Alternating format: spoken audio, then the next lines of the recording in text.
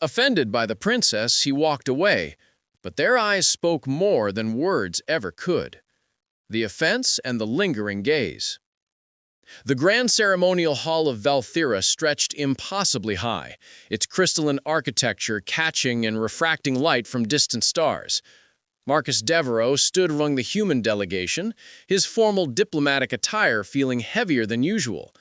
This negotiation would determine trade routes between Earth and the Caliph civilization for the next decade. No pressure whatsoever. He'd studied the Caliph customs for months, memorized their greeting rituals, learned the proper way to bow before royalty. Yet nothing had prepared him for Princess Thalia of House Viren. She entered the hall like living starlight, her violet skin shimmering with bioluminescent patterns that shifted with her mood. Her presence commanded attention without effort, and Marcus found himself straightening unconsciously as she approached the central platform. The opening ceremonies proceeded according to protocol. Speeches, symbolic gift exchanges, formal acknowledgments of mutual respect. Marcus delivered his carefully prepared remarks about cooperation and shared prosperity. He thought it went well until Princess Thalia took her turn at the podium. "The humans speak beautifully of partnership," she said, her voice carrying across the hall with crystalline clarity. "Yet I wonder if such pretty words mask the same ruthless ambition that drove your species to consume your own world before reaching for others." The silence that followed was suffocating. Marcus felt every eye in the hall turned toward him, waiting for his response. Heat crept up his neck, not from embarrassment, but from the sharp sting of an unfair characterization. He'd spent years working toward sustainable expansion, fighting against the very forces she described. And here she dismissed it all with casual cruelty. He stood slowly, maintaining every ounce of diplomatic composure he possessed. "Your Highness raises interesting points," he said, his voice carefully neutral. "Perhaps we can explore them in more detail during the private sessions." Then he did something that sent ripples through the assembled dignitaries. He turned and walked away from the podium before being formally dismissed. The breach of protocol was deliberate, measured, not quite an insult, but a clear statement. He wouldn't stand there and accept baseless accusations. His footsteps echoed through the suddenly quiet hall as he moved toward the exit, his delegation scrambling to follow. Yet something made him glance back. Thalia stood frozen at the podium, her luminescent patterns flickering between colors he couldn't name. But it was her eyes that caught him. Wide, startled, filled with something that looked remarkably like regret. In that brief moment before he turned away, her gaze spoke volumes her words hadn't. Surprise at her own harshness. Curiosity about the man who'd walked away, and beneath it all, an unmistakable spark of interest. Marcus forced himself to keep walking, but the image of those eyes followed him out of the hall. Behind him, he heard the ceremony awkwardly resume, but the damage, or perhaps the beginning, had been done. Forced proximity in moonlit gardens. The summons arrived 3 hours later, delivered by a Caliph attendant whose patterns glowed a neutral amber. "Ambassador Devereaux, your presence is requested in the Hanging Gardens at sunset. Treaty review. Mandatory attendance." Marcus sighed, running a hand through his hair. Of course they'd force a private meeting. Diplomatic incidents didn't resolve themselves, and walking out, however justified, had complicated matters. He changed from his formal attire into something more practical, trying not to think about whether Princess Thalia would be the one meeting him. She was. The Hanging Gardens of Valthera defied physics, platforms of living crystals suspended in open air, connected by woven light. Exotic plants from a dozen worlds created a riot of colors and scents. Thalia stood beside a stone table laden with documents, her posture rigid, her patterns cycling through deep purples that suggested discomfort. "Ambassador Devereaux, your presence is requested in the Hanging Gardens at sunset. Treaty review. Mandatory attendance." Marcus sighed, running a hand through his hair. Of course, they'd force a private meeting. Diplomatic incidents didn't resolve themselves, and walking out, however justified, had complicated matters. He changed from his formal attire into something more practical, trying not to think about whether Princess Thalia would be the one meeting him. She was. The hanging gardens of Valthera defied physics. Platforms of living crystal suspended in open air, connected by woven light. Exotic plants from a dozen worlds created a riot of colors and scents. Thalia stood beside a stone table laden with documents, her posture rigid, her pattern cycling through deep purples that suggested discomfort. "Ambassador," she said formally as she approached. "Your Highness." Marcus kept his tone professional, taking the seat across from her. The table wasn't large, and he was acutely aware of the space, or lack of it, between them. They worked in strained silence for nearly 20 minutes, reviewing trade quotas and shipping routes. The tension stretched taut as they carefully avoided looking at each other directly. Marcus reached for a document on agricultural exports at the exact moment Thalia did the same. Their hands collided. Her skin was surprisingly warm, smooth with an almost silken texture. The contact sent an unexpected jolt through him, and he jerked back as if burned. She did the same, her patterns flashing bright coral, an emotion he'd learned meant surprise. "Sorry," they said simultaneously, then fell into awkward silence again. Thalia cleared her throat. "About earlier, in the hall, She paused, seeming to struggle with something. "My words were poorly chosen." Marcus looked up, studying her face. This close, he could see the intricate details of her features, the way her patterns moved like living art across her skin, the surprising vulnerability in her eyes. Poorly chosen or poorly meant? "Both," she admitted quietly. "I've been told I have a talent for saying exactly the wrong thing when I'm nervous." "You were nervous?" The idea seemed absurd. She'd looked completely in command up there. "Terrified," Thalia confessed. And something in her honesty broke through his remaining irritation. "My first major diplomatic event, my father watching, the weight of our entire civilization's trade future resting on not making a catastrophic error." She laughed, but it sounded brittle. "So, naturally, I insulted the one person I most needed to not insult." Marcus felt his anger dissolving despite his best efforts to hold on to it. Why that insult specifically? She met his eyes, and again he felt that electric connection, the sense that something unspoken passed between them. "I'd read your file, your environmental advocacy work, your push for sustainable expansion, and She looked away. "I admired it, perhaps too much.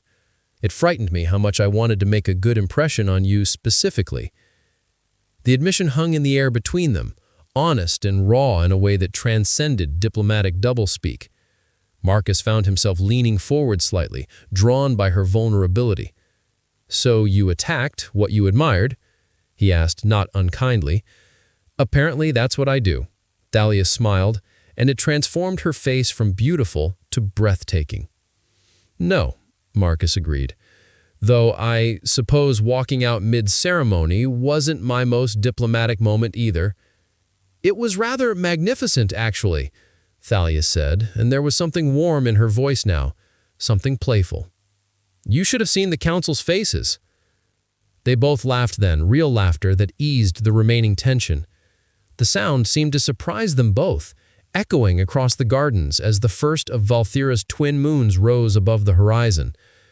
Thalia shivered slightly in the cooling air, her patterns dimming. Without thinking, Marcus shrugged out of his jacket and offered it to her. "I'm not," she started to protest, then stopped as their eyes met again. Slowly, she reached for the jacket. Their fingers brushed as she took it, and this time neither pulled away immediately. The moment stretched, charged with possibility. "Thank you," she said softly, wrapping herself in the jacket.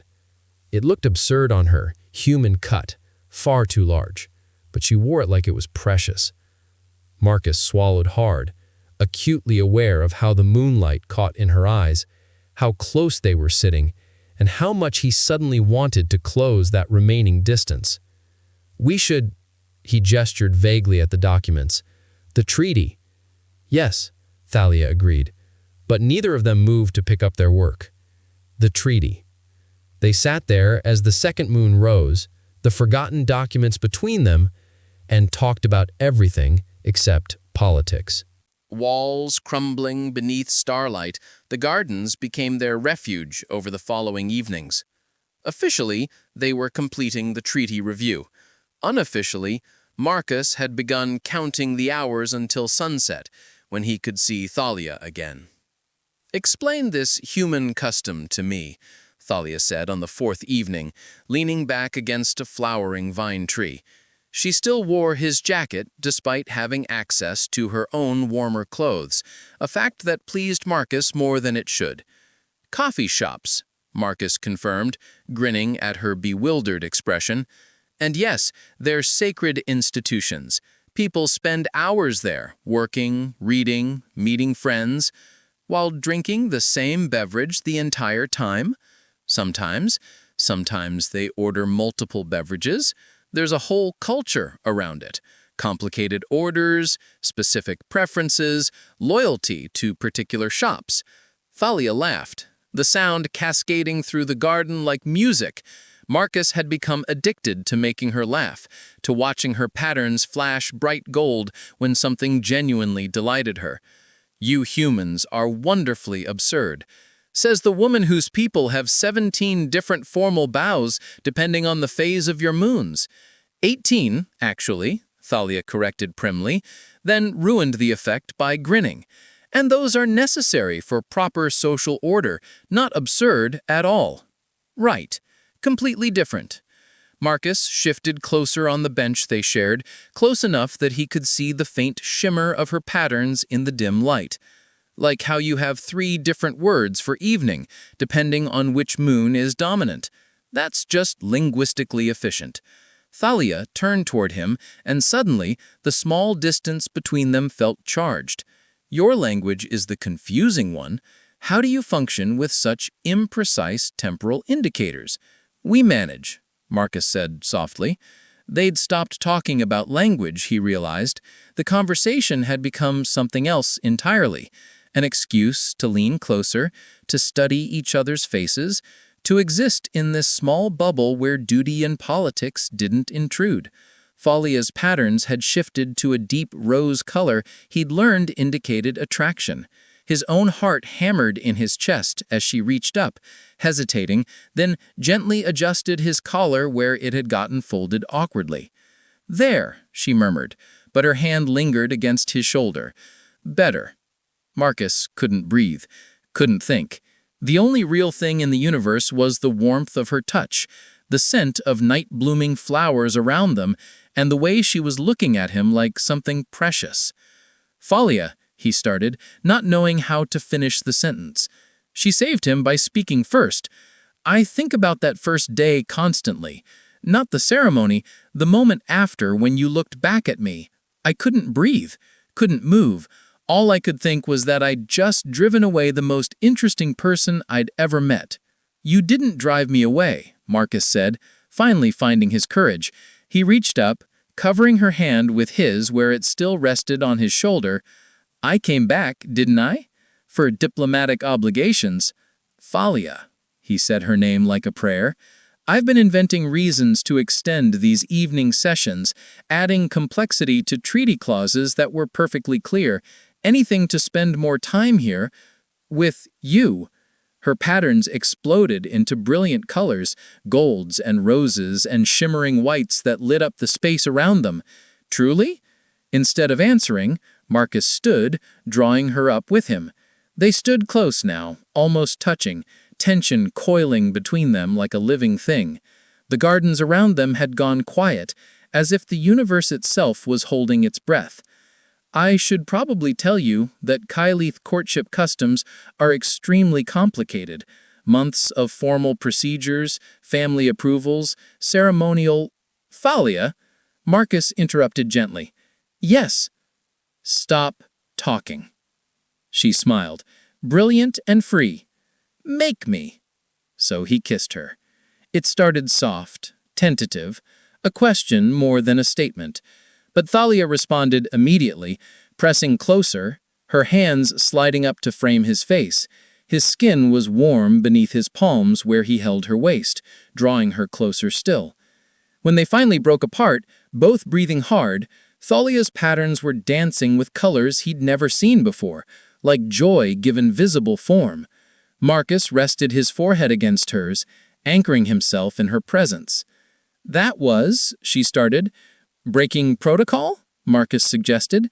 "I was going to say perfect, but yes, catastrophically inappropriate about 17 different diplomatic standards.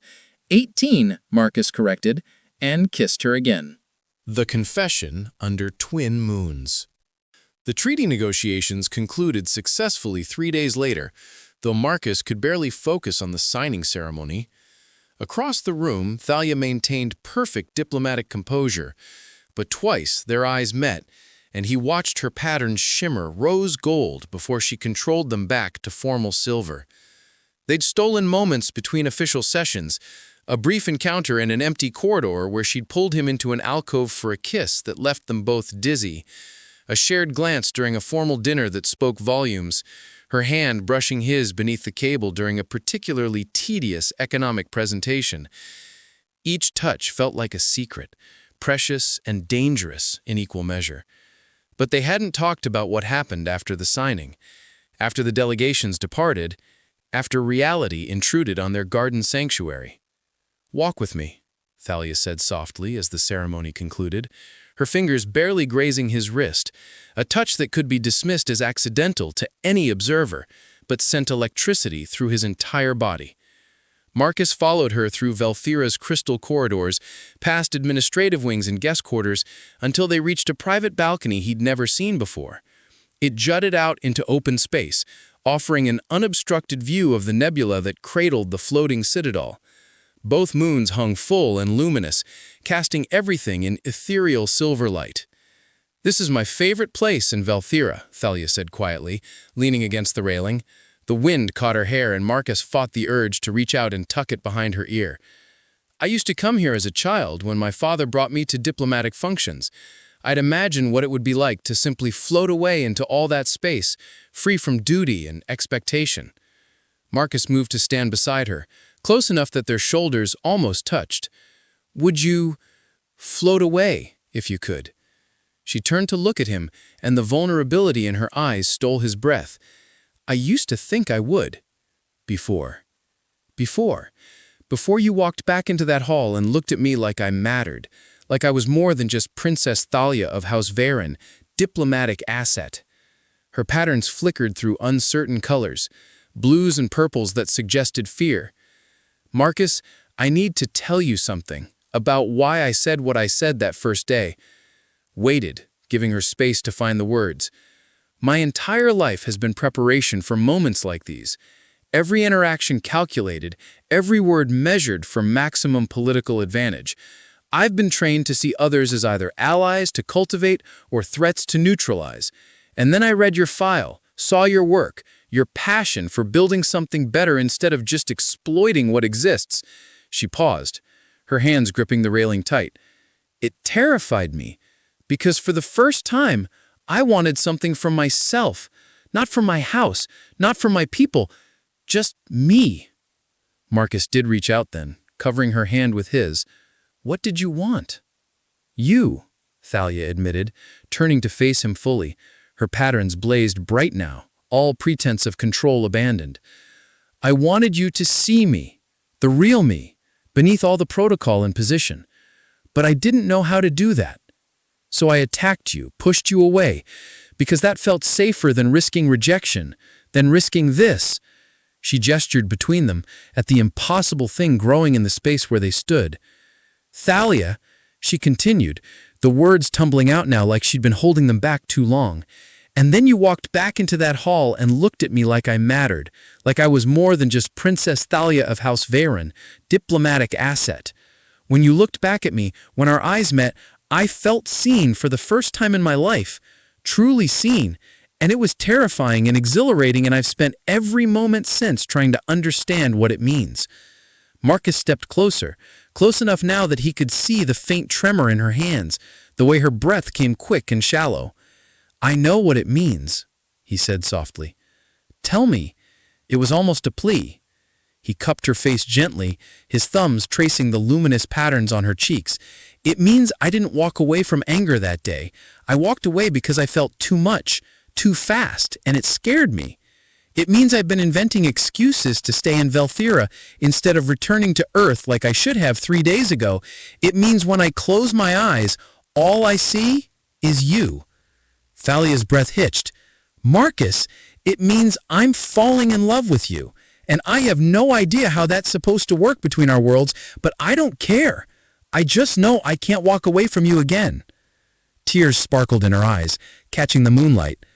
"My father will have complications, political considerations, appropriate matches with other Caliph houses. I don't care," Marcus repeated more firmly. "The distance between our worlds, the logistics, He kissed her, cutting off her protests, pouring everything he felt into that contact. Thalia melted against him with a sound that was half sob, half laugh, her arms winding around his neck. They kissed like they were drowning, and each other was air, desperate and tender, and absolutely certain. When they finally broke apart, Thalia was crying openly, her patterns blazing with colors that looked like joy and hope combined. "I love you," she whispered against his lips. "I've been trying not to, but I love you so much, it aches." Marcus gathered her closer, tucking her head beneath his chin, and they stood there under twin moons as the universe spun around them. The future was uncertain, complicated, full of obstacles neither could quite imagine yet. But in that moment, holding each other as starlight painted them silver, it didn't matter. They'd found something rare and precious, and they weren't letting go. A love beyond worlds. The final morning arrived too quickly. Marcus stood in his quarters, packing belongings he barely remembered unpacking, his mind anywhere but on the task at hand. The human delegation was scheduled to depart in 3 hours. He'd return to Earth, file his reports, and presumably never see Velthira, never see Thalia again. Except that thought was unbearable. A soft knock interrupted his spiraling thoughts. He opened the door to find Thalia standing there, still in her formal morning attire from the closing ceremonies. But her composure cracked the moment their eyes met. "I couldn't let you leave without," she started, then seemed to abandon whatever diplomatic phrase she had planned. "I'm not ready to say goodbye." Marcus pulled her inside, closing the door behind her. Propriety be damned, he needed to hold her. She came into his arms like she belonged there, and they stood wrapped together in the center of his sparse quarters, neither speaking. "Come with me," Marcus said, suddenly the idea crystallizing even as he spoke it. "To Earth. We have diplomatic exchange programs. You could—" "My father would never approve," Thalia said, but he could hear the longing in her voice. "Not without formal negotiations, approved itineraries, security details. It would take months to arrange." "Then I'll stay. Request an extension, a permanent posting. Your work is on Earth, the environmental initiatives you fought for. I won't let you abandon your purpose for me." They pulled back to look at each other, the impossibility of their situation settling between them like a weight. Thalia's patterns had gone dim, cycling through deep blues that made Marcus's heart ache. "This isn't fair," she whispered. "No," he agreed. Then, with sudden determination, "But we're not giving up, not after everything." "Marcus, listen to me," he said, taking her face in his hands. "I'm not some naive romantic who thinks love conquers all. I know this is complicated. I know there are political realities and logistical nightmares, and probably 1,000 reasons why this can't work."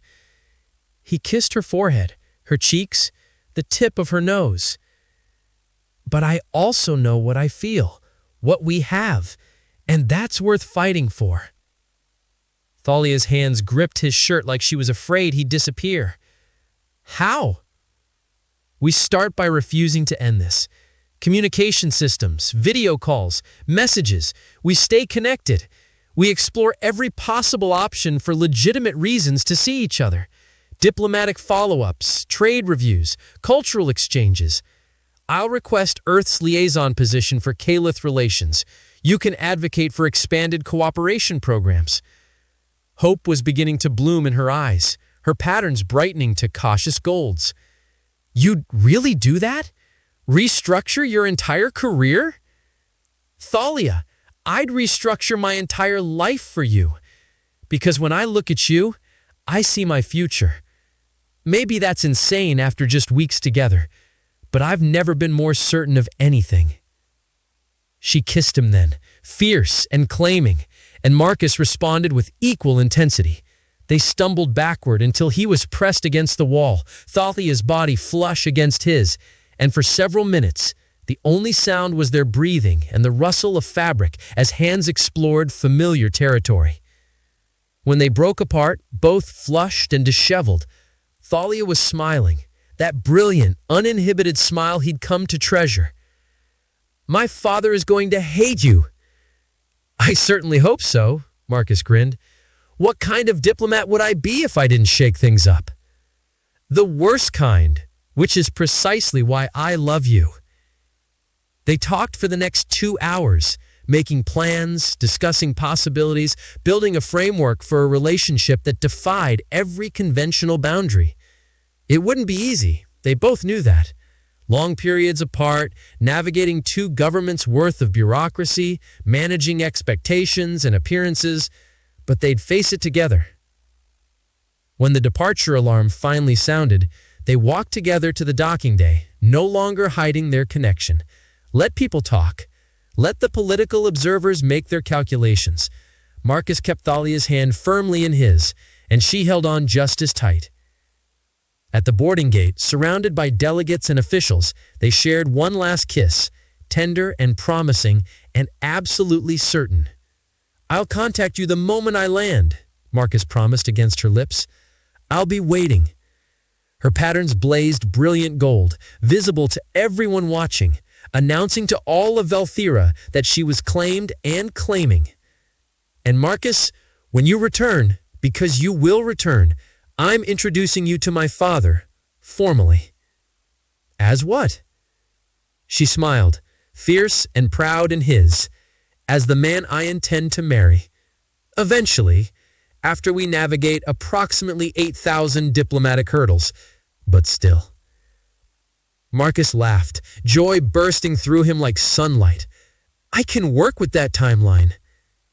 One more kiss, quick and sweet, and then he was boarding, looking back one last time to see Thalia standing there, his jacket still wrapped around her shoulders, her eyes following him with everything they'd never needed words to say. The ship pulled away from Velthira, carrying him toward Earth and duty and the work that awaited him. But his heart stayed behind, safe with a violet-skinned princess who'd captured him with a glance and kept him with her courage. 3 months later, Marcus would return to Velthira as Earth's official Caliph liaison. 6 months after that, Thalia would visit Earth for the first formal cultural exchange. A year later, they'd announce their engagement to shocked governments on both worlds. But that first separation, as painful as it was, taught them what they'd always known in their hearts. Some love transcends distance, defies logic, and refuses to be denied. Theirs was written in stolen glances and garden moonlight, in protocol broken and boundaries crossed, in eyes that spoke more truth than words ever could. And it was only just beginning. The